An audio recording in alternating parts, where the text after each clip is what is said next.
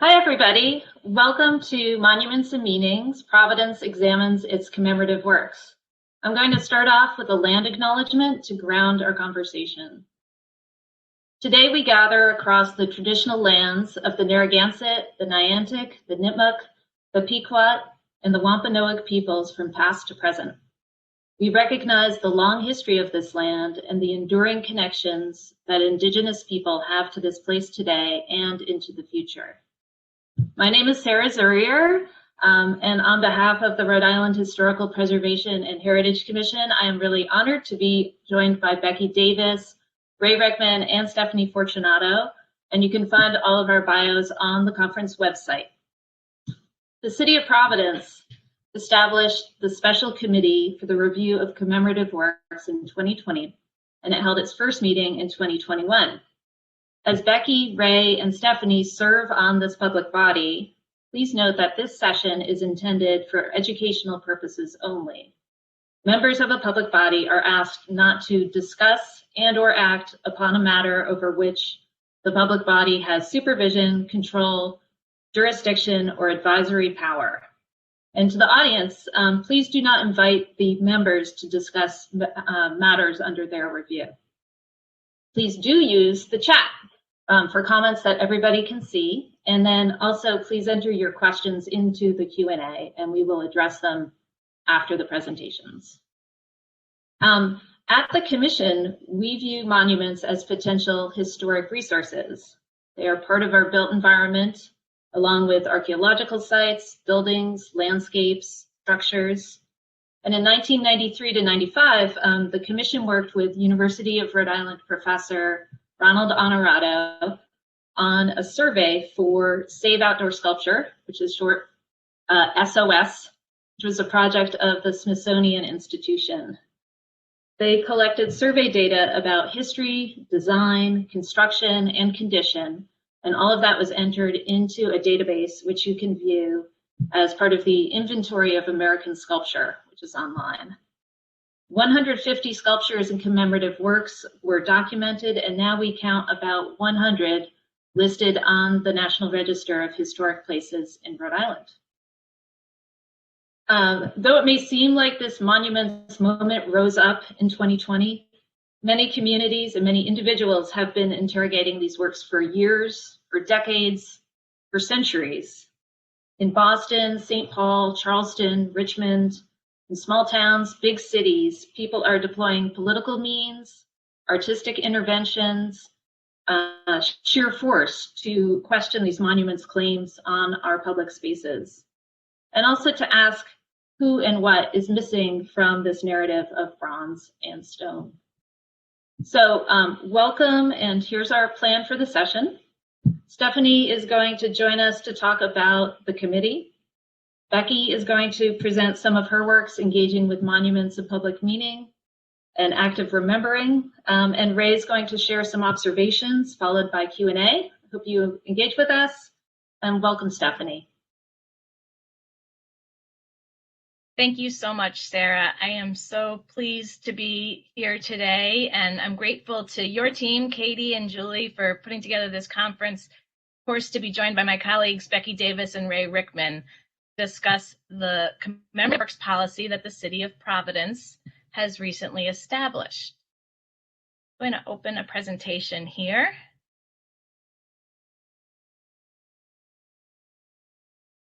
And I want to say that Sarah is a member of our advisory board on commemorative works, and it's that board that really encouraged me to think about ways to share a little bit about how we put together our policy in Providence as a way that other communities might begin to approach this conversation in a rigorous way that encourages public conversation and really taps into local experts. Because Providence, actually, we have been on this path to develop a commemorative works policy since 2017. Many of you know that Mayor Lorza is a great champion for arts, culture, and the humanities. And one of the things that he wanted to do when he came into office was to activate the Art and City Life Ordinance, which is really a public art ordinance that activates a % for art of capital investments. So in order to do that, one of the first things that we did was establish a commission. Of course, this is municipal government. We establish commissions and we undertake studies. So we did a public art master planning process, and we hoped to look at public monuments and memorials as part of that conversation. But quickly, our consultants said to us, this is a conversation that really needs to be dedicated. It needs to bring in experts from the local community who know about local and national history, who understand the cultural groups that live in the City of Providence and who can really speak to their histories and traditions in order for this conversation to really be a valuable contribution to the public realm. And so through that, they recommended that we have a special body that focused in on social and cultural merit of memorials and monuments.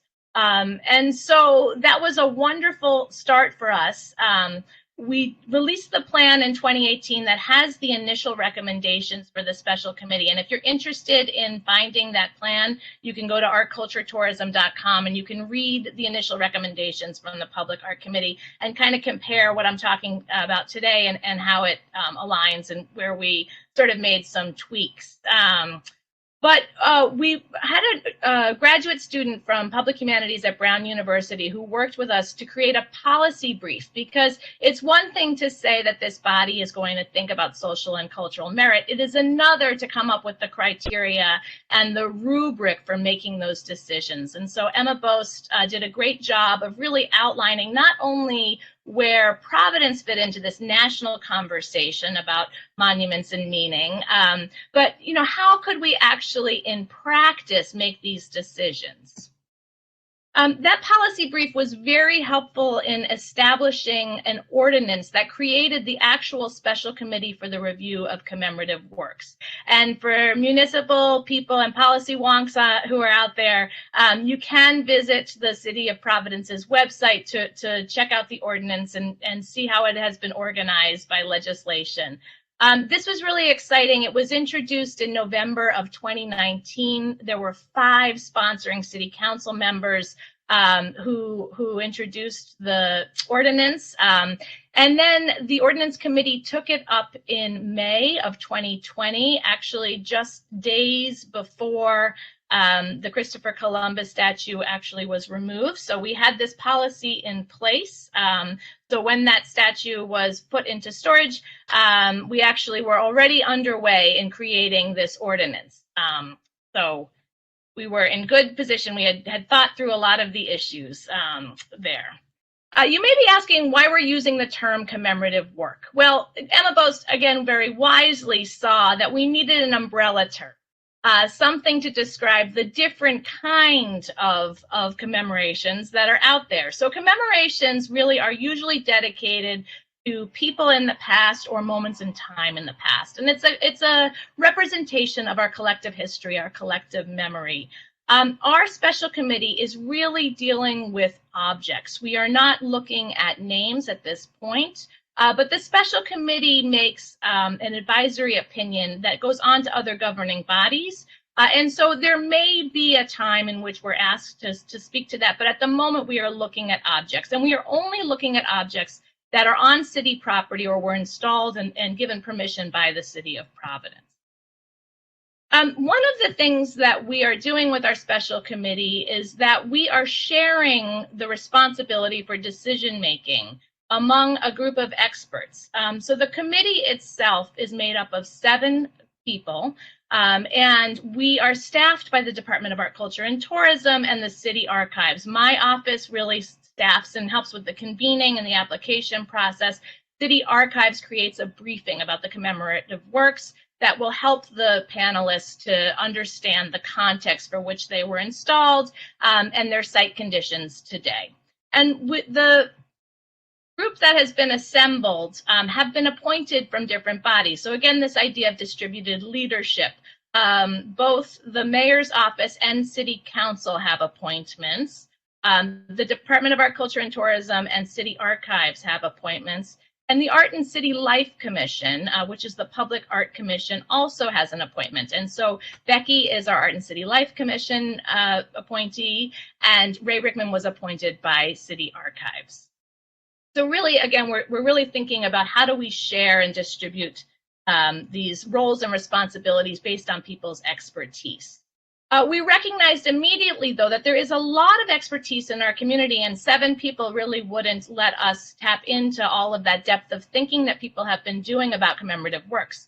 And so to help our office really make decisions and make sure that we're implementing best practices and we're really considering all of the current and emerging conditions, we created an advisory board on commemorative works. And so this body is really helping to guide our decisions and is helping us to engage in wider conversations like the one we're having today so that we can bring this to other communities as a model, but also so that we can continue to learn and make sure that we are really thinking about our community today. What is appropriate and what are the decisions that we're making? What are the implications of those for the future? You can see from this board, I've highlighted Sarah's name here, but you know, it's really many of the organizations, many of our humanities organizations and our community cultural organizations are represented on this body, which is advisory. There's also a group at the city staff level that will be involved in this decision making, because once the special committee makes a decision, the city staff will have to review that for different technical decisions about if it is a new proposal, you know, you're building a real monument, it needs to be able to function in the real public realm here, right? So these are some of the bodies, some of the city offices that may interact with these conversations at different points in the process. And that is one of the most important things here, is that we are creating a transparent process for people to have these conversations. There are 2 opportunities to put forward a commemorative work for review. One is around existing commemorations, and the other is to propose a new commemoration. And I've listed here some information about what we won't consider. For instance, we will not consider a new commemoration if it is dedicated to a living person. Or a person who's been deceased for less than 10 years, just as a measure of really thinking about our collective history, our collective past. The special committee considers 5 points, and they're using a scale of agree, somewhat agree, you know, neutral, to make the decision. And so I will quickly flip through this rubric just so you have a sense of how are we determining social and cultural merit. Well, perhaps the most important is the local and community relevance, right? The work represents a significant event or group or individual. That's very important that this be a Providence-specific commemoration. We want it to contribute to our public realm, and that is our public life in the space itself and how it might be activated through programming. Obviously, diversity, equity, and inclusion are important. We want to make sure that we are creating a public realm that is welcoming, that people feel a sense of belonging. And we want the commemorative works to really speak to different groups of people in the city. We want commemorative works to enhance our ability to think about, in a nuanced way, about our history. And it's, again, an opportunity for activations beyond just the object itself. And then there are considerations about siting conservation and design, right? So the object should be site specific. The proposal elements you can see on the website, it's pretty straightforward, but we're asking for a rationale. Why are people thinking about this? The committee will meet 2 times a year. We had our first meeting this year at the end of February, and we will accept applications on a rolling basis. And there are a number of ways that the community can give feedback. So they can come to the public hearing when the special committee is meeting, and then they can continue to be involved in the other public meetings throughout the process. And there's a survey in which they can contribute additional information about the applications that have been received. There are a number of opportunities for us to think about differently about existing commemorative works. So from modifying it or reinterpreting it, relocating the object to deaccessioning and removal. So again, there are a number of ways in which the public can get involved throughout the life of the process. So once an application is submitted, the special committee is the next body who takes it on. Then it may go to these other governing bodies within the city, the Board of Parks Commissioners and others. There's the working group at the staff level that will then do that technical review. Our Art and City Life Commission is responsible for site and design review. And these are all public meetings, right? So in order to see this through, a member of the public can participate at several points and share their thoughts about this. And it is important to say that our process, while we've created a transparent and equitable process, this is not a guarantee for funding. And we have really been focused in on the policy side of the commemorative works here. But we do have an opportunity if people are interested in thinking more about this on a programming level. PVD Fest ideas will be a little different this year. And so between June and September, we will be doing a series of programs that think about commemoration and legacy, particularly this year, and think about what it means to remember this year and how we might do that together as a community. And I know my time is short, so I just want to say here is the website. I see that it's been put in the chat there. You can find all of this information as well as reach out to us if you want any specifics. But I just want to say that I think that it's funny because monument building it's a futile act. I used to work for the Rhode Island Black Storytellers, and Val Tutson would always say that, you know, unless or until the story is not told, no one will ever truly be forgotten. And yet we still perpetuate this idea that this tangible object is somehow going to ink a story, right? Ink our history. And I love the way people think about this differently, which is why I'm so pleased to hand this over to the next speaker, Becky Davis, a brilliant artist who has been thinking about monuments, memorials, commemorations, and what they mean in just beautiful ways. So I can't wait to hear what she has to say. Thank you so much for the opportunity to share a little bit about the process that we're using. Thanks so much for the introduction, Stephanie. Thank you to the Rhode Island Historic Preservation Conference for creating this space. Thanks to Sarah, Julie, and Kate for facilitating. Thanks to Ray and Stephanie for sitting in conversation today. And thanks to all of you for being here with us this morning. I speak to you today with gratitude for the elders and ancestors of the Narragansett Nation, on whose land I am currently an uninvited guest.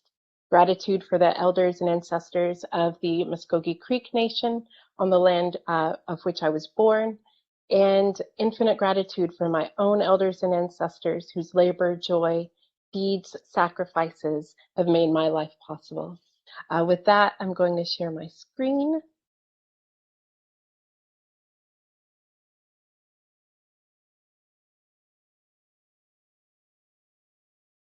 And here we go.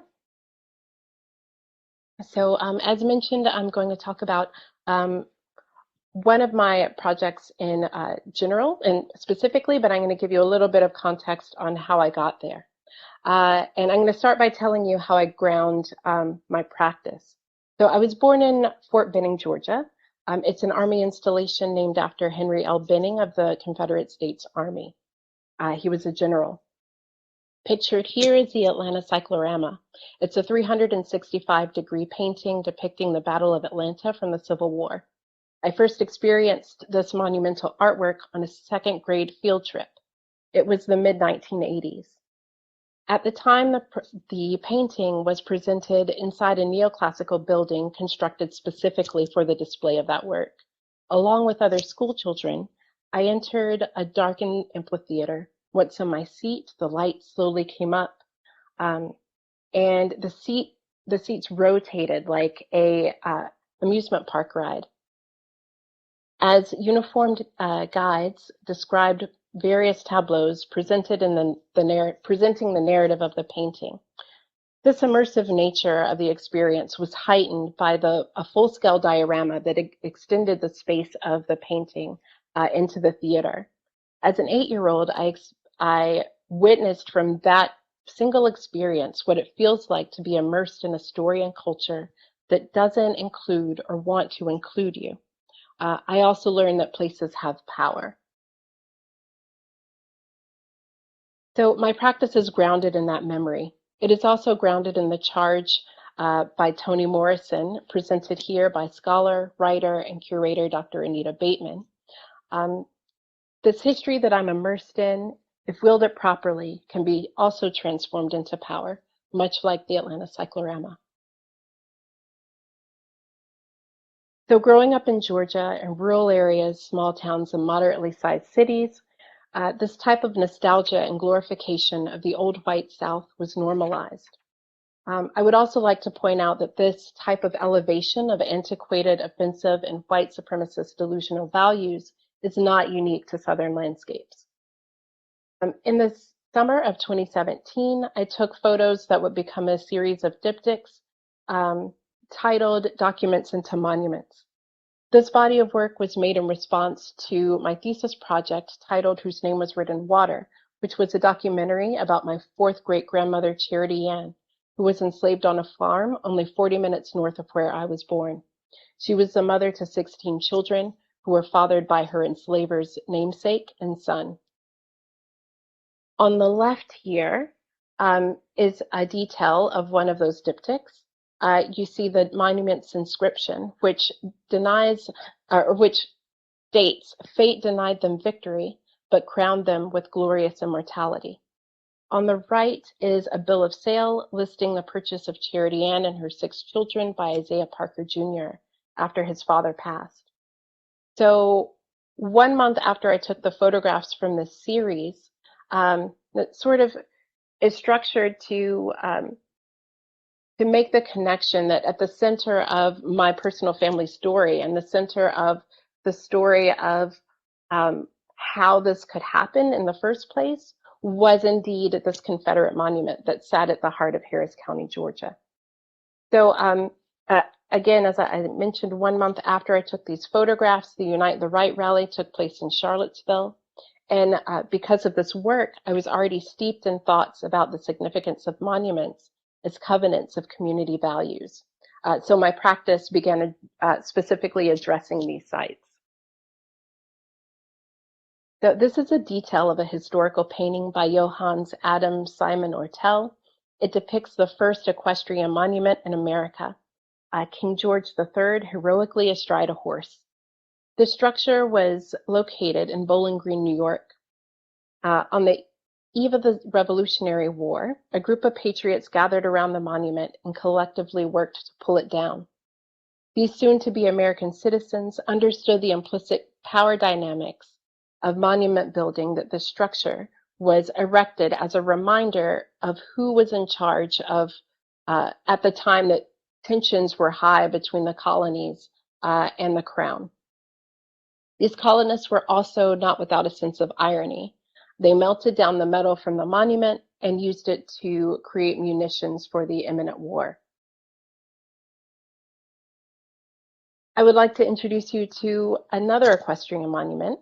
This one you may recognize as the statue depicting General Ambrose Burnside, who presides over Kennedy Plaza in Providence, Rhode Island.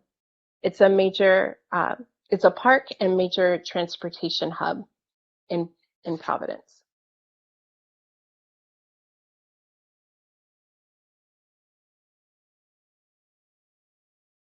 So My Living Monument is an ongoing project that began by using a designated site of memory to start a conversation about monuments, commemorative practices, and the politics of public space. Monument making is a practice which historically has been wielded by the wealthy, powerful, and privileged. Unfortunately, traditional historic narratives have often ignored significant contributions of women and people of color to society and culture. This project, which started in 2018, has had 6 iterations since. The purpose of it is to repair and revise the mainstream historical narratives by telling stories of 6 Rhode Island women: Sarah Harris Fairweather, Dr. Harriet Rice, Katie Brownell, Ida Lewis, Eleanor Eldridge, and Charlotte Daly. It does this through a multi-sensory interactive installation. It also seeks to reclaim public spaces as places to practice collective memory, to tell the stories of its community members.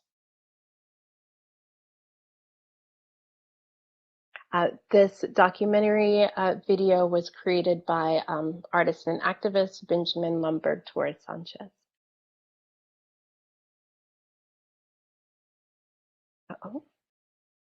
Okay, So you may be asking yourself, who are the women of My Living Monument and what have they done? So this is Sarah Harris Fairweather. She was the first Black woman in the nation to integrate a school. Katie Brownell, the only woman to enlist in the Army as a woman during the Civil War. Dr. Harriet Rice, the first Black graduate of Wellesley College and a member of the nation's second generation of women doctors. She was also a World War I hero. Ida Lewis was a lighthouse keeper, an expert swimmer and rower who became famous for saving lives. Eleanor Eldridge was a woman of Black and Narragansett ancestry who was an entrepreneur and a landowner. Charlotte Daly was a woman commissioned by Rhode Island's governor, Governor Sprague, who traveled to field hospitals during the Civil War and create a registry of the state's casualties.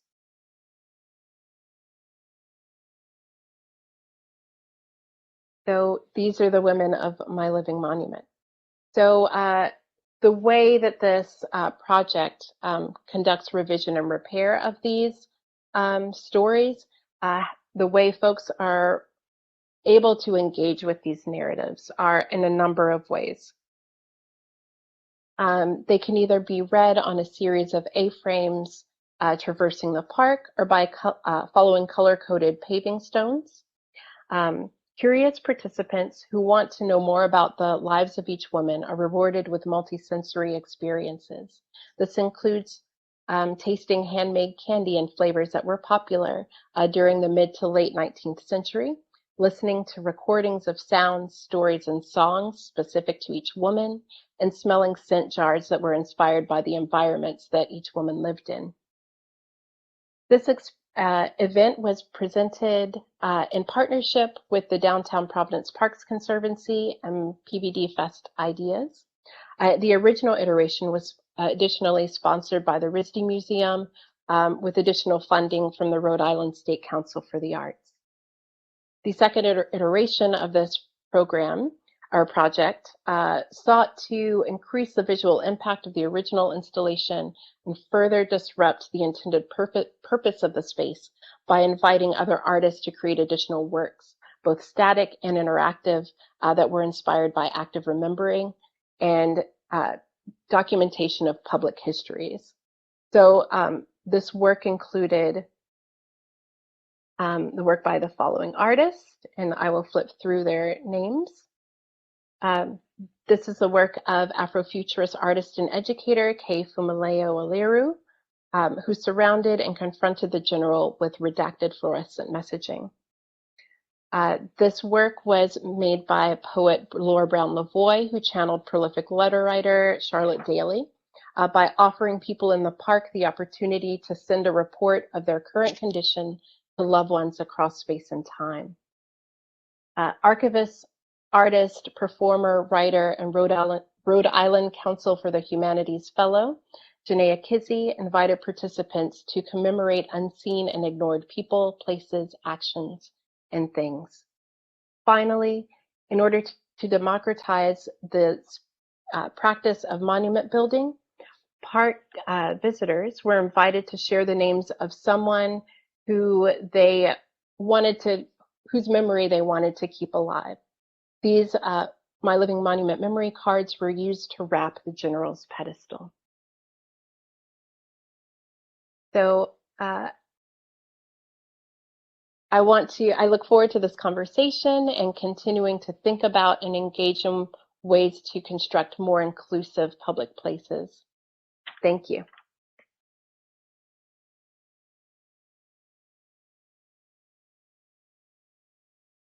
Good morning, everyone. With that, I'm sorry, I would like to introduce Ray Rickman, who's a local activist, public historian, and community member who I'm a very huge fan of his work with Stages with Freedom, and I'm excited to speak with him further. Becky, thank you. Sarah, thank you for encouraging me and pushing me to come to this conference as a speaker. I say no to everything that I'm asked to do on first blush. I'm lucky now at my age to be invited to do something almost every day, and it's too much. And then I have to sit back and say, but is this important? The other day I was on radio, and the radio host said to me, I wish, and these aren't his exact words, but I wish Black people would be quiet. You had a major court decision in your favor with George Floyd yesterday, and we should all consider ourselves the same and equal and quit looking at the past. He actually said that to me. And I responded by saying there are 2,000 people who've died since the late 1950s through police violence, and George Floyd is one of only 6 or 7 of the 2,000 who've gotten justice. And I'm thrilled, but it is, if we were scaling it, we'd be way below 1% of where we need to go. And what happens every time we have one of these horrific, deadly incidents is that half the nation goes, whoa, does that still happen? And we're not grounded. We're not grounded as a nation. We think everything began yesterday. We are always on race. We're always looking for a new beginning and an ending. And neither one happens. 20 years ago, people began to look at Christopher Columbus in a different light. And that, of course, related to statues in Plymouth Rock and all of those places. And about 25 years ago, in the Deep South, people began to look at mainly Confederate generals on horses, big horses, bigger than General Burnside. For my 40th birthday, I was in Richmond. We used to be very serious, rare book dealers, and we went to a book fair. And we went to Monument Avenue, and I had seen it in books, but you have to see it in person. And you go on Monument Avenue, and those generals, General Stewart, they are sitting on these mammoth horses, and you talk about in your face. Now, I'm a historian, I hope, as Becky said, and the Compromise of 1877 is one of the most important dates in the history of America. The North, it won the war. In 1877, they told the South, forget it. You can do whatever you want. I'm simplifying it. And what they did is they stopped Black people from voting. The Klan rose at a level unbelievable. And they began to put up statues to honor treasonous traitors, people who tried to destroy the nation and brought the nation to its knees in a 4+ year war. You go to Monument Avenue in Richmond and you believe the Confederacy won the war. And they did. They lost the battles and they signed a treaty, and then they figured out how to win the war, how to subject millions of Black people to 2nd, 3rd, 4th class citizenship and the inability to do anything about it and to be subject to these monuments in their face for 120 years plus. So first thing and again, this is Delaware to the entire Old South and all the way to Arizona. You have these monuments, and they're monuments. And when you bring it up, and people started bringing up after the civil rights bills of the 1960s, they say screamingly, you're trying to erase history. And you're supposed to say, yes, we don't want to do that. It's bad, especially historians. And we erase history all the time. Becky talked about pulling the king off of his horse in New York at the beginning of the war and making great use of the monument for bullets. We need to do that because you cannot have a nation that heals its racial problems while facing gigantic memorial symbols, generals, swords. You can't do it. Because in a lot of people's brains, they think the Confederacy is still valid. They think the Confederacy won. And they think that Black people in particular, but Native people, they think people of color are second class. And they have proof of it when they walk down these boulevards or go into these parks. So I'm talking about the South because they've done it worse and better than anyone else. But this is true in the North. And a lot of it's older. You have Aesop Hopkins standing in a park named for him. Slave captain, slaver.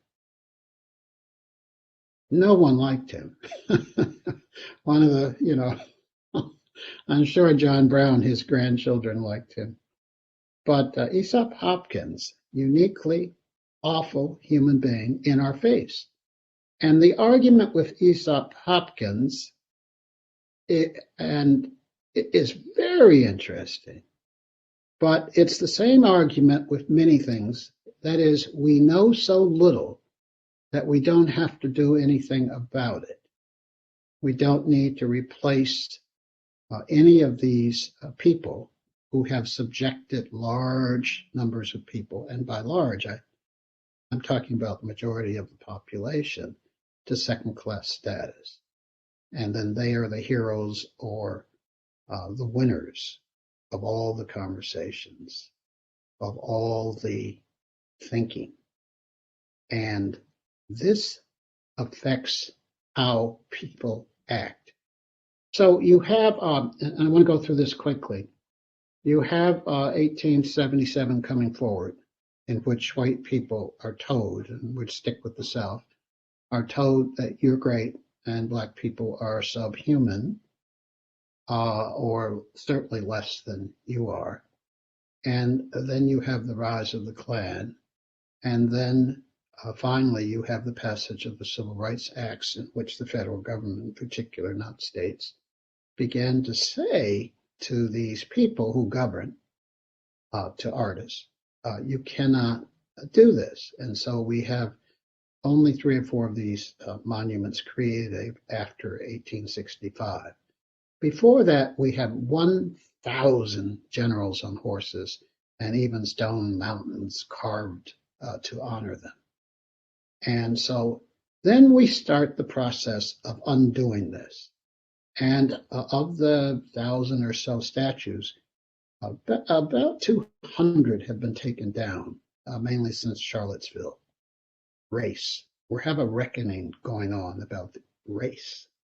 And we've been able to get rid of 20% of these statues. And sometimes, like the University of North Carolina, they took Sam down. He was a big statue honoring students from the University of North Carolina, Confederate students, of course, who died in the war, Civil War. And they took it down and they gave the Sons of the Confederacy $2 million in trust to take care of the statue. Isn't that nice?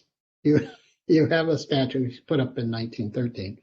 You have a statue up for 110 years, and then you take him down, you give him to people, they're going to put him in an honorific place, not on a college campus. That's the agreement. Don't put him on a college campus. You can put him anyplace else that you can find, and here's $2 million to take care of it. Now, that is some progress, but I want you to know 1,000 Confederate statues that are noticeable. and we have taken 20% down. So when people suggest, as the radio host did the other day, that we are all equal, we should, people of color and other advocates for people of color and people of color should shut up. This is only a time for a beginning. That's all this is. And we have only just begun. Now I'm going to turn, I could talk all day because, I tell people all the time, I live across the street from one of Lovecraft's houses. And I see the tourists out there, anything from 2 to 20 people, every once in a while, a bus full of them.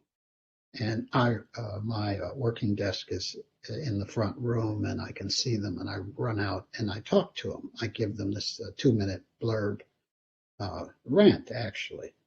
Lovecraft was sexist, racist, homophobic, anti-Semitic, hated the people of India, believed that the King of England should kill all the people of India before they gave India up. Did you hear what I said?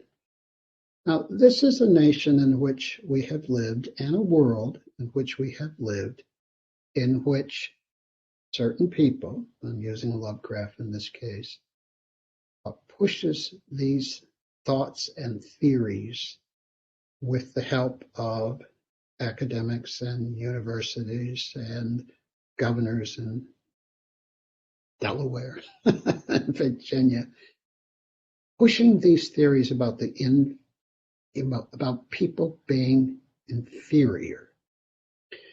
I tell everybody now that I've reached 70 that I have lots of work to do and in a hurry, because wouldn't it be nice if the next time this subject came up, say 2 years from now, instead of having taken down 20% of the Confederate racist, treacherous, traitor statues, that we've taken down 50% and leaning for a new world.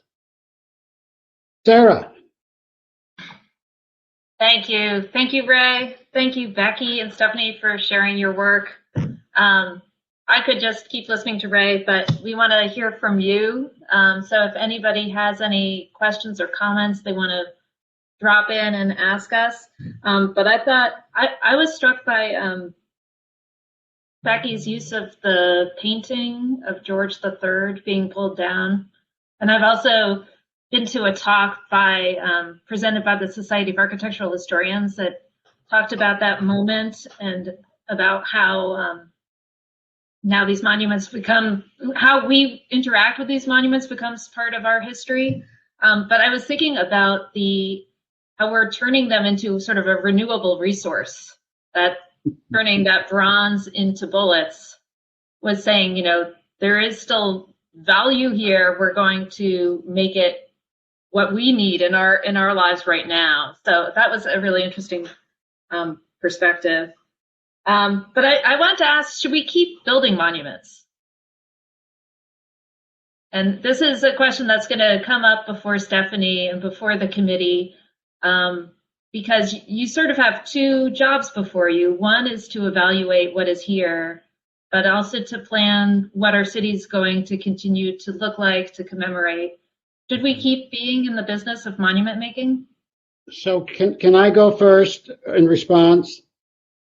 A bunch of years ago, 20 plus, when I was a member of the General Assembly, I talked the state into putting the plaque up on Francis Street for Martin Luther King Jr. And I wasn't very good at it. I had to negotiate and kind of beg, and I was a freshman. And I got the plaque up, and it's really quite nice, carved and stunning. But it has no lighting. So 90% of the people who go to the Providence place never see it, never pause. Now that's one problem with monuments. They actually have to be successfully done in order to have an effect on the psyche. I've been a protector of the World War I monument for 20 years because the skateboarders are damaging it almost daily. and on and on and on.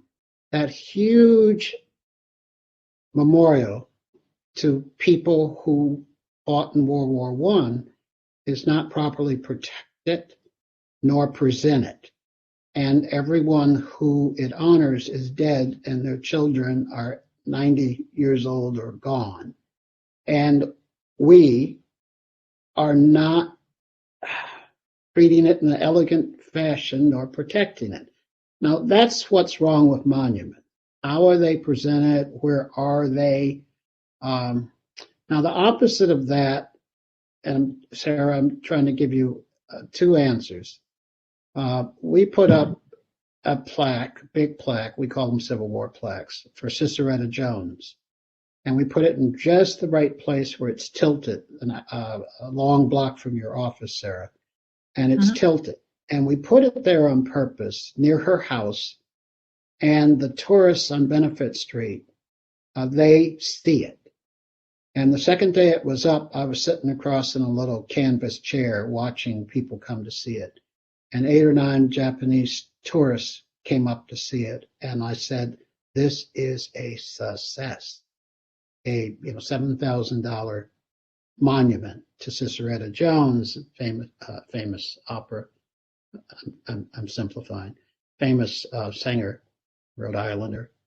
And tourists go and they read it and they go away saying, oh, all of them, I never heard of her, but wow, was she somebody. So yes, Sarah, we should put up more plaques. We should put up plaques to the entire body of people, starting, I would like to see more plaques to honor Native people. I'd like to see more for people of color.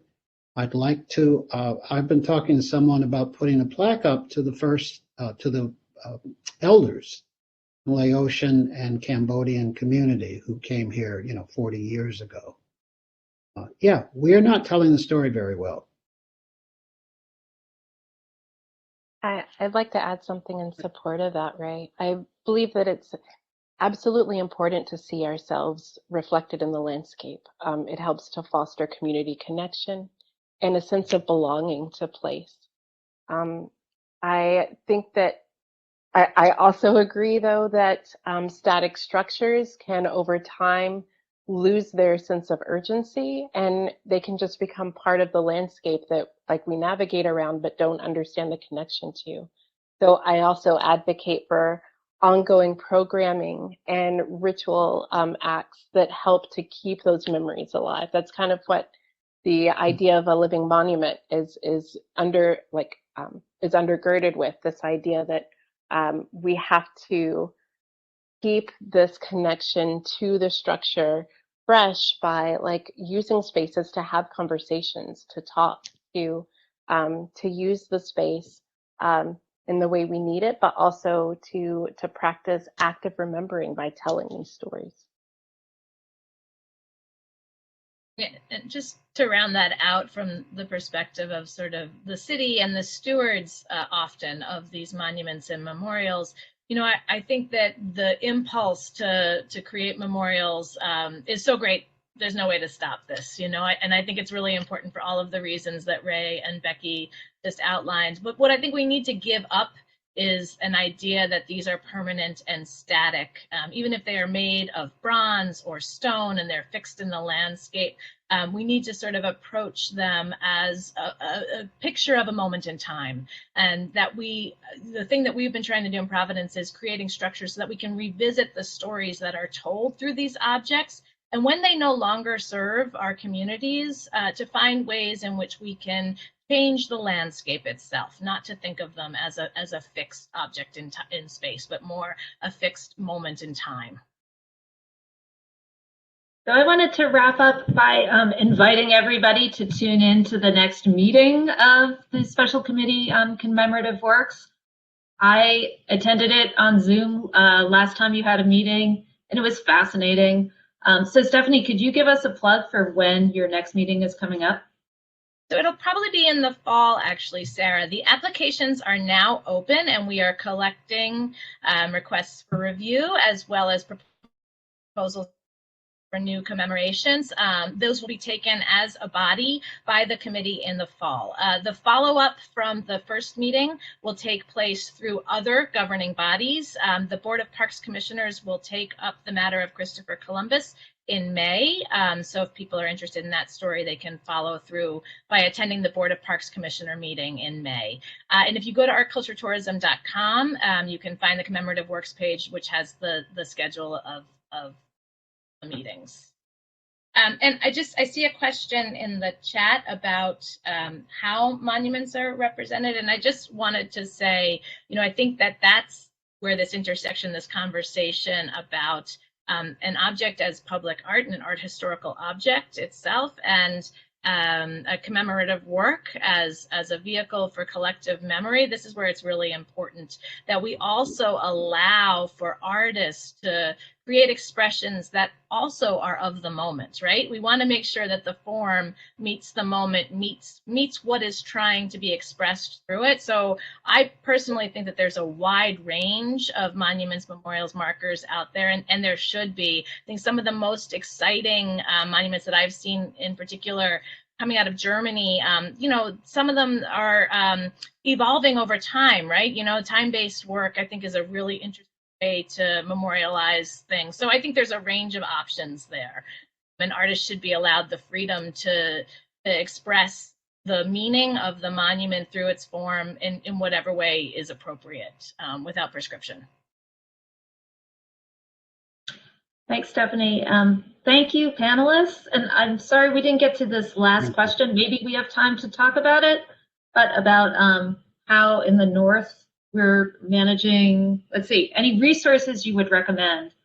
Becky, you put a resource card in the chat with a lot of great things to follow up. Yes, thank you, Sarah. So yes, and I put together a resource card with some of the resources that I've read that have created my beliefs on monuments and public space. There are also artists local artists especially, who are working in that theme, working through like public commemoration and monuments as a theme in their work.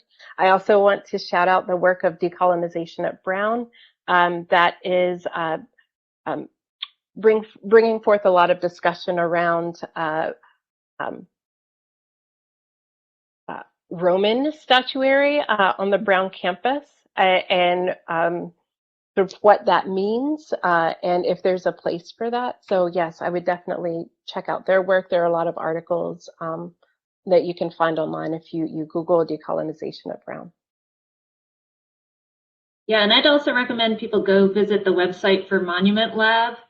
They are incredible. They're based in Philadelphia, and between the conversations they're having, the new artworks that they're promoting, the scholars they're bringing in, the artists they're bringing, I mean, it's just a great organization to tune into this topic. Yes, also shout out to House of Glitter, who is doing a lot of organizing work around Isaac Hopkins' house that Rickman mentioned earlier. So can I throw out two things? RISD has an exhibit, which you can see through the windows on North Main, and it's for stools that were Black students set in protest movement in 1960.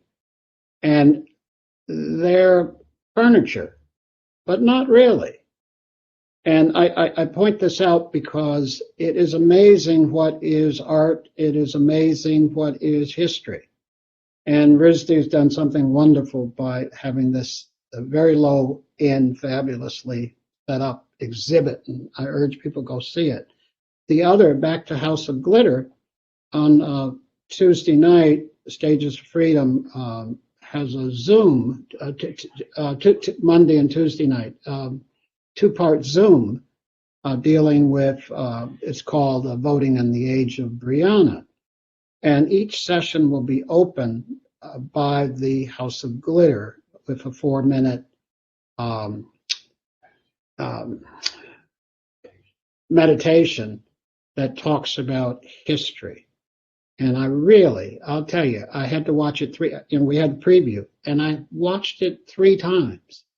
I'm not going to watch it again until until Stages of Freedom's event on Zoom.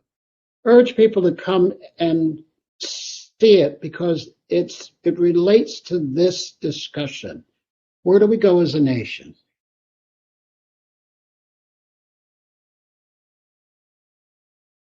And Stephanie, do you want to send us out with a little PVD Fest?